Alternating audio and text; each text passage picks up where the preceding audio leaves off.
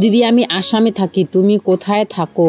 আমি তোমার ভিডিও রোজ দেখি, আমার নাম প্লিজ নিও, ঝুম্পি ব্লগস। অবশ্যই, এই যে নামটা নিলাম, আশা করছি তুমি খুশি হবে। আর থ্যাংক ইউ সো মাচ আমার ব্লগ দেখার জন্য। আর আমার বাড়ি শিলিগুড়ির পাশে বাগডোগরার থেকে আর একটু দূরে বিধাননগরের কাছে আমাদের একটা ছোট্ট গ্রাম, জানি না তুমি চিনবে কিনা। আজকে অনেক দিন পর কেক বানাচ্ছি, অনেক দিন পর রিকোয়েস্ট করছে আমার মেয়ে, যদিও ও এখন বড় হয়ে গেছে তো কেক টেক এগুলো জিনিস বিশেষ আর খেতে চায় না, কিন্তু অনেক দিন পর খেতে চেয়েছে, অনেক দিন ধরা আবার বলছেও। জিনিসগুলো যেহেতু বানাচ্ছি না তো জিনিসগুলো জোগাড় করতে পারছি না, জোগাড় করতে হবে, সব কিছু তো ছিল আছেই কিন্তু ডেট এক্সপায়ার হয়ে গেছে, সেই কারণে তো নিয়ে এসেছে, আজকে এগুলো করছি। আর এদিকে খাটটা রেডি করা হচ্ছে, এই বাবার ঘরে যে ছিল পুরোনো খাটটা, বাবা সেটাকে নিয়ে আসতে বলছে আমাদেরকে, অনেক দিন ধরাই বলেছি তোমাদের, তো সেটাই নিয়ে আসা হলো। এই যে দেখো অনেক, এটা মানে ফেটে গেছে, এই পাটটা পুরোটাই, আমি শব্দগুলো তোমাদেরকে শোনালাম, পুরোটাই ভিতরে খেয়ে নিয়েছে, পোকায় ছুটে গেছে, নিচে পড়ে যায়, এক সাইড পুরোটাই ফেটে গেছে ওই সাইডটায়। আমি ওখানে তো খেয়ে নিয়েছিল, তো শান বলছিল যে আর যাতে না খায় তুমি সিমেন্ট দিয়ে দাও, তো আমি তখন দুপুরবেলা সিমেন্ট দিয়ে দিয়েছি, কিন্তু এখন যে ও আবার কাট মারবে সেটা তো ভুলে গেছি, সিমেন্টটা তো পুরোটাই ঝরে যাবে।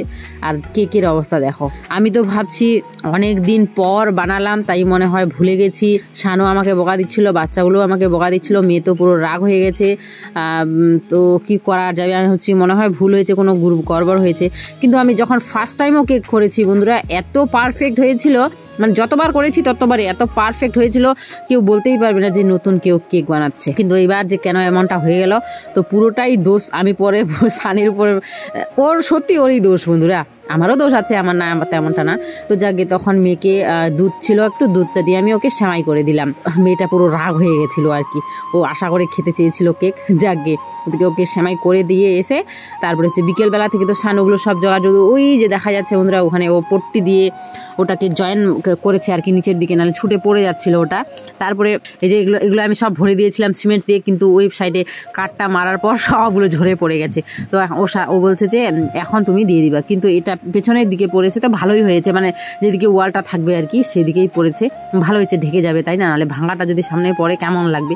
কিন্তু সামনের দিকে যেটা পড়বে সেটাতেও আবার কি সমস্যা বলো তো, ওই যে গেটটা খুলে লাগানো হয়, মানে ইয়েটার দরজাটা আর কি বক্স খাটের, সেটা মানে ওটা খুলে পড়ে যায় বারবার, খেয়ে নিয়েছে না কাঠগুলো। সত্যি কথা বলতে এই খাটের কাঠগুলো একদম ভালো না, এটা আগের খাট এই বাড়ির আর কি ছিল বানানো, শ্বশুরমশাই বানিয়েছেন, তো ভালো ছিল না, সে কারণেই আর কি।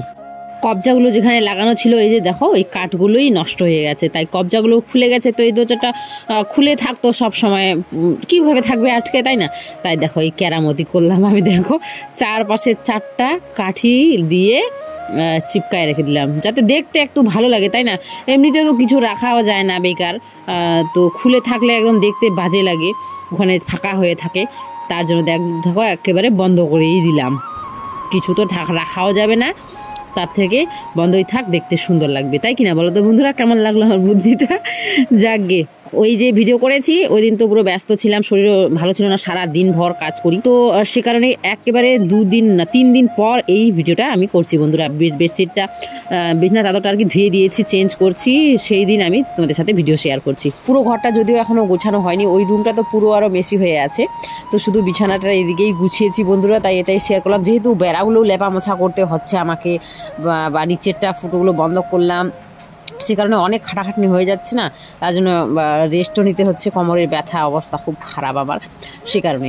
যাকে তো এদিকটাই গুছালাম, তাই এদিকটাই শুধু তোমাদের সাথে শেয়ার করলাম। পরে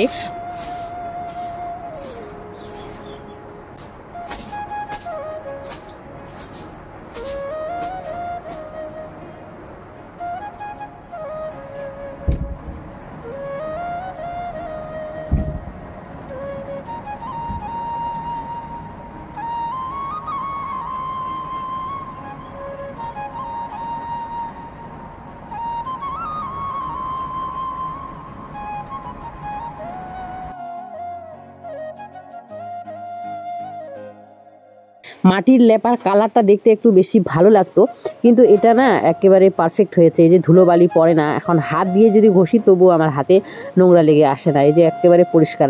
তো এর উপর আমি এখন কালারও দিতে পারবো, তাই কিনা বলো তো বন্ধুরা? তো যাকে বন্ধুরা, আজকে ব্লগটা কেমন লাগলো অবশ্যই কমেন্টে জানিও। আর হ্যাঁ, কেকটা যে কারণে হয়েছে এমনটা বন্ধুরা, তারপরের দিন আমি এটাকে নোটিস করেছি। দেখো কি করে যে চোখ গেল আমার সোডাটার উপরে, যখন করেছি তখন তো আমি দেখিনি। এখন ওকে বলছি তোমাকে বেকিং পাউডার নিয়ে আসতে বলছি, আর তুমি নিয়ে এসেছো বেকিং সোডা, দেখনি? তো ওই আমাকে বলছে তুমি পরে দেখনি, ওখানে যত বড় বড় করে লেখা আছে সোডা, দেখো তো আমার উপরেই এখন দোষ চাপাচ্ছে বন্ধুরা। তাহলে ভাবা যায়, যেখানে পাউডার লাগতো বেকিং সেখানে সোডা চলে গেছে, তো কি অবস্থা হবে? ওই কি একটা মুখে দেওয়া যায় বন্ধুরা?